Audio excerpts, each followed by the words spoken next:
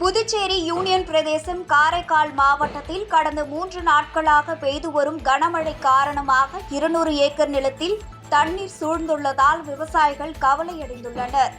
Puducherry union பிரதேசம் காரைக்கால் மாவட்டத்தில் கடந்த 3 தினங்களாக தொடர் கனமழை பெய்து வருகிறது.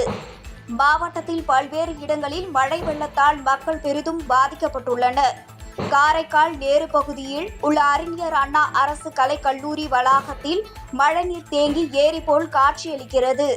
இதேபோல் நித்தீஸ்வரன் பகுதியில் உள்ள குட்டை நிரம்பி அருகில் உள்ள குடியிருப்புகளில் மழைநீர் புகுந்ததால் மக்கள் கடும் அவதிக்குள்ளாகியுள்ளனர். ஆறுகளில் ஏற்பட்ட வெள்ளப்பெருக்கு காரணமாக வாய்க்கால்கள் நிரம்பி விளைநிலங்களுக்குள் மழைநீர் சூழ்ந்தது. 200 ஏக்கருக்கும் மேற்பட்ட பரப்பளவில் உள்ள பயிர்கள் தண்ணீரில் மூழ்கியுள்ளதால் விவசாயிகள் வேதனை அடைந்துள்ளனர்.